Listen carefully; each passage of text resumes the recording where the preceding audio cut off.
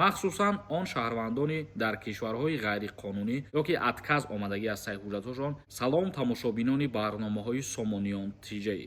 дар мавзӯи муҳим суҳбат мекунем оиди 7 гурӯҳи муҳоҷироне ки хатари депортатсия шуданро доранд баъди ба охир расидани муҳлати 120,000 чорни списка. хоб нафарҳое ки хоҳен аз интернет пул кор кунен, ман медонам ки ҳама одам ин чиза мехоҳанд. номери вотсап мебирояд, дар ҳамон номери вотсап ҳатман бинависонед. мавзӯи асосии имрӯзара шурӯъ мекунем. 7 гурӯҳи муҳоҷирон ки хатари депортатсия шудан аз Русия ба онҳо таҳдид менамояд.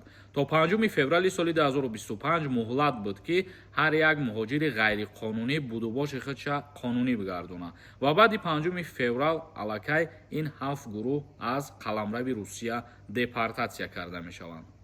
ин қонунҳо будубоши муҳоҷирон, махсусан он шаҳрвандони дар кишварҳои ғайриқонунӣ кору зиндагӣ мекунанд, душвор мегардонад.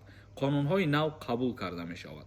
дар ҳолати риоя накардани қонунҳои мазкур, муҳоҷирон шахсони назоратшаванда ворид карда мешаванд. нафароне ки ғайриқонунӣ дар Русия кору фаъолият доранд, инчунин будубош доранд, ба шахсони идорашаванда аз ҷониби вазорати корҳои дохилии Федератсияи Русия таҳияшуда ҷойгир карда мешаванд. якум шаҳрвандони хориҷие ки муҳлати будубоши муваққатӣ ё иҷозатномаи будубоши муваққатиашон пас аз як рӯзи баровардани қарори мазкур ба анҷом расидааст. дуюм шахсоне ки ғайриқонунӣ марзи Федератсияи Русияро убур карданд аз рӯзи баровардани қарори мазкур. шахсоне ки ҳуҷҷатҳояшон рад карда шудааст, яъне ки иҷозатномаи будубоши муваққатӣ ва ғайра.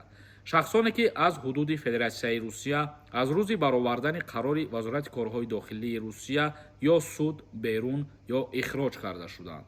шахсоне ки шаҳрвандии Федератсияи Русияро аз даст доданд ва асоси қонуни будубошро дар ин кишвар надоранд. шаҳрвандоне ки дар ҳудуди Федератсияи Русия ҷиноят содир карданд аз замони ба амал баромадани ҳукми айбдоршавӣ.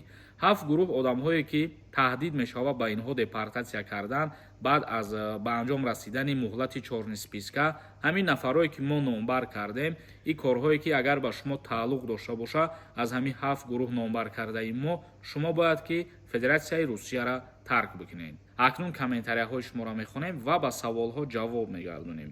границаи Қазоқистон хоҳем сафар кунен одамои боваринок ва дилпур. номерошон мебирояд, занг занен аз номи мо қатишон суҳбат кунед. як нафар нависонда: салом акаи Сорбон, ман дар Федератсияи Русия, ҳозир документҳом тамом шудагиаст, метавонам ки граница гузарам. мо дар ин бораҳо чандин бора ки барои шумо мефаҳмонем, вақте ки шумо документ надорен, аллакай нелегални ба ҳисоб мерен дар Федератсияи Русия ва вақте аз Россия баромадан дар таможни контрол бисёртар вақтҳо имконият ҳаст ки аз шумо ҳуҷҷатҳоеро мепурсанд ки барои муҳоҷирон лозим мебошад ва дар ҳолати пешниҳод карда ки натавонистен, имконият ҳаст ки шуморо запрет на въезд бигардонанд. як нафари дигар нависонда: салом акаи Сорбон, хизмати алтернативӣ дар соли 2025 чанд сомон шудагиаст.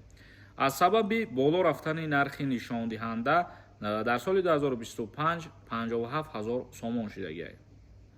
як нафари дигар нависондае ки ассалому алайкум, бародари азиз мегуфтӣ якаписарҳо бояд чӣ кор кунанд аз даъват ба хизмат озод шаванд. нафарҳое ки як фарзанд ҳастен шумо дар оила бо тариқи ҳуҷҷатҳои тасдиқкунанда, яъне ки справка аз ҷои зистон мегиред, загси падару модаратона, шиносномаҳои падару модаратона, шиносномаи худтона ва баъдан рафта ба военкомати ноҳия пешниҳод мекунед, шуморо дар қайд мегузоранд. як нафари дигар нависонда: салом Сорбон, ман аз шаҳри Москва менависам. дар бораи амнистия фаҳмонед. 120,000 одамо медироянд дар амнистия ё ки не? ответ жду. 120,000 чорни списка дар бораи авф даромаданашон маълум нест, чунки вақте қонуни авф қабул мешавад, баъдан аниқ мешавад ки мисол кадом намуд нарушенияҳо, кадом намуд штрафҳо авф карда мешаванд. пешакӣ ҳеҷ чиз гуфта намешавад дар ин бора. баҳодур нависонда: салом акаи Сорбон, мегӯянд ки даъваткунӣ ба хизмати ҳарбӣ ҳозир сар шидай, ба қайд гирифтаистанд. ҳамин гап то куҷо асос дорад? ҳозир сар шидагӣ нестай. бисёри нафарҳои чиза нотуғрӣ мефаҳманд, вақте ки пеш аз призв шуморо ба комиссарияти ҳарбӣ даъват мекунанд, ин маъноиро надорад ки шуморо дарҳол ба хизмат сафарбар мекунанд. яъне ки шахсияти шуморо муайян мекунанд ки оё дар ҳақиқат ба номи шумо мисол повистка равон кунанд ё ин ки не. ин ҳамин чиза дар назар мегирад ва ба ҳамин хотир даъват мекунанд. Тамом. Оятулло нависондай: ассалому алайкум ака. Амнистия кай сар мешавад? дар бораи қонуни авф ягон маълумот нест бародари азиз. як нафари дигар нависондай ки салом акаи сорбон. дар Федератсияи Русия вақте ки ҷиноят кардӣ ягон ҷои дигар бурай чӣ хел мешавад? Ҳамин ҷиноят дар ҷои ҳисоб мешавад. ҷиноят вақте ки содир мекунад ягон нафар дар ҳамун ҷое ки ҷиноят содир кардагиай, мисол ҳамун минтақа, ҳамун район ё ки ҳамун шаҳр, мақомотҳои болоиш ҳамун парвандаро оғоз мекунанд. Ҳамво бигем деларо пеш мебаранд. Сафархон нависондай: салом акаи сорбон.